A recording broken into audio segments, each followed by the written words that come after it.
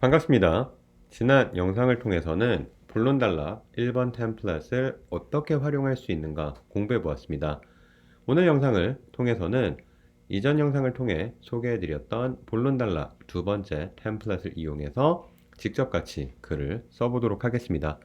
수업 후반부에 본론 단락 두 번째를 쓰기 위한 만능 문장들을 소개를 해 드릴 테니까 꼭 끝까지 집중해서 시청 부탁드립니다.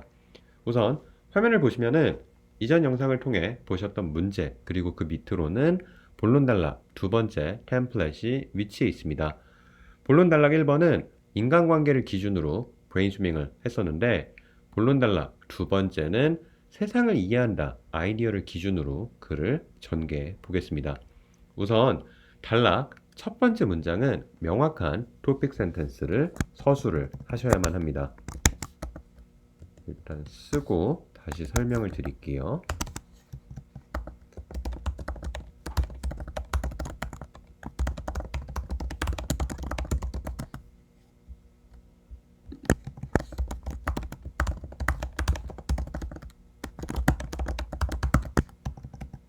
그리고 이 두 번째 문장은 첫 번째 빈칸은 예시의 키워드, 그리고 이 두 번째 빈칸은 저희 토픽을 다시 써주시면 됩니다.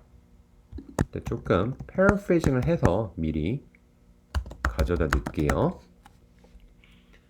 그리고 잠시 예시를 건너뛰고 보시면은 마지막 요약하는 문장은 약간의 패러프레이징을 하셔서 토픽 센텐스를 다시 한번 써주시면 됩니다. 이 부분도 미리 채워 넣을게요.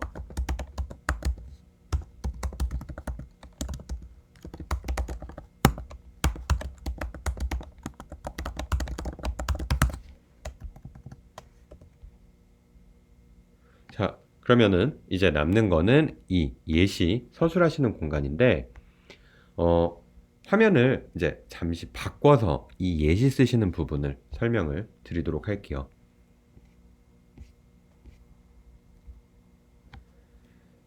지난 시간 영상 잠깐 생각해 보시면은 본론 단락 첫 번째처럼 브레인스토밍한 아이디어가 왜 중요한가, 이제 물론 쓰실 수도 있겠지만, 그렇게 되면은 이제 서술을 하시는 과정에서 표현도 많이 겹칠 것이고 글이 반복되는 느낌이 들 것입니다.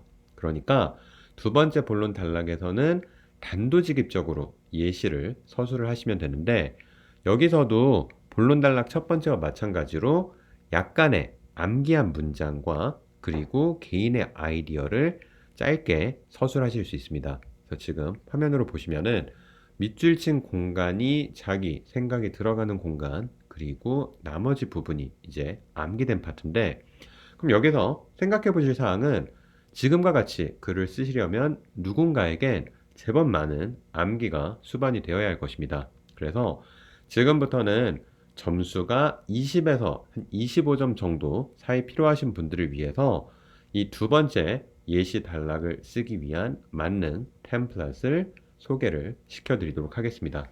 일단 화면을 좀 바꿔드릴게요.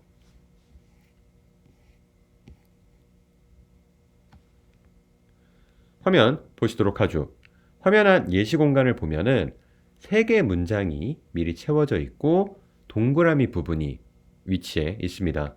해당 세 문장은 문제와 상관없이, 그리고 브레인스토밍된 아이디어와 상관없이 무조건 사용한 구조이니까 빈칸의 역할을 잘 확인을 해 두셔야만 합니다. 우선 1번 문장부터 보시도록 할게요. 해당 문장은 쉽게 생각하시면은 토픽 센텐스를 이제 단순히 패러프레이징한 문장이라고 생각하시면은 쉬울 것 같습니다. 잠깐 치우고 해석을 해드릴게요.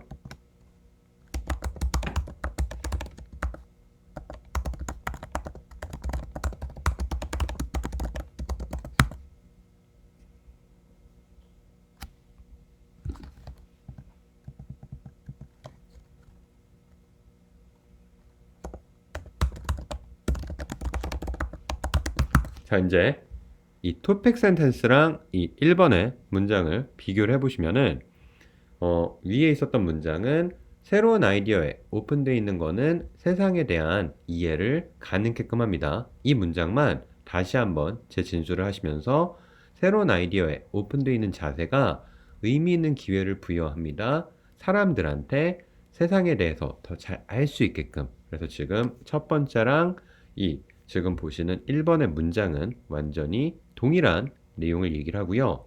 실제 예시의 역할을 하는 거는 2번, 3번의 이 두 문장인데 역할 같은 경우 2의 문장은 1을 뒷받침을 해야 되고요.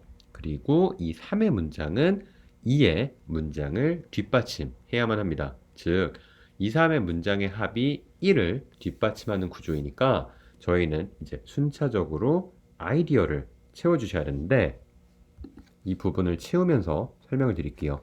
그러면은 2번 문장은 뭘 설명을 해야 되느냐?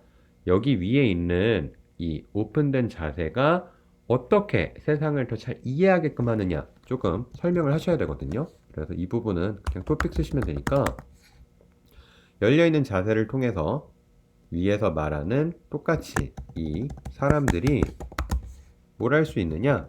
뭐 여기 정답이 있진 않지만 어떤 내용을 쓰시던지 간에 이 앞에 있는 공간, 아이디어를 뒷받침을 하셔야 돼요. 그래서 일단 임의로 답변을 채워보면은 새로운 이해도의 창구를 열어줍니다.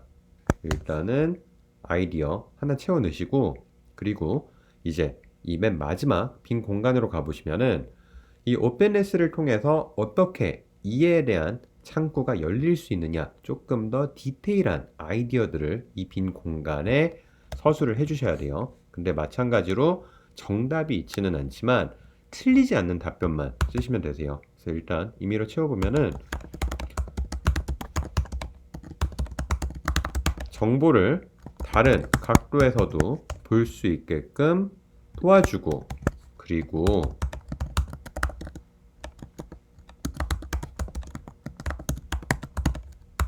그 정보에 대해서 훨씬 더 자세히 들여볼 수 있게끔 도와줍니다 정도의 내용을 쓰시면 되는데 꼭 지금 일단 어떤 정답을 바로 만들어내시지 못하셔도 되니까 해당 영상을 통해서는 지금 보시는 1번, 2번, 그리고 3번 문장에서 각 빈칸의 역할이 무엇인지만큼은 조금은 잘 숙지를 해주시면 좋을 것 같습니다.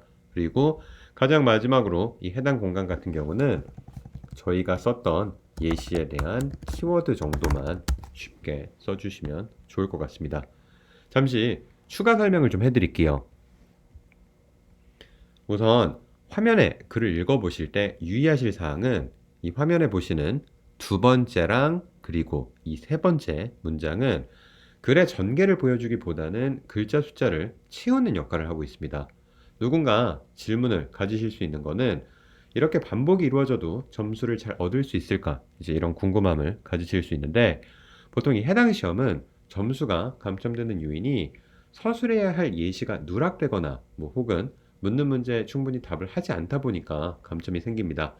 약간의 반복을 포함한다고 할지라도 이 마지막 예시 부분만 잘 써주신다면은 점수 획득에 전혀 문제가 없으니까 걱정하지 않으셔도 좋습니다. 다시 한번 이제 정리해 보겠습니다. 만약 현재 화면의 형태로 글을 쓰시는 분이라면은 서론의 브레인스토밍이 잘 되었다는 전제하에서 이 첫 번째, 두 번째, 그리고 세 번째, 맨 마지막 문장만큼은 무조건 틀리지 않고 쓰실 수 있고 그에 맞춰서 화면에 보시는 2, 3번 문장의 빈칸만 잘 채워주시면 됩니다. 오늘도 긴 시간 동안 영상 시청하시느라 수고 많으셨고요. 다음 영상을 통해서는 다른 문제들을 이용해서 오늘 공부했었던 이 템플릿 부분이 똑같이 적용이 가능한가 확인하는 시간을 가져보도록 하겠습니다.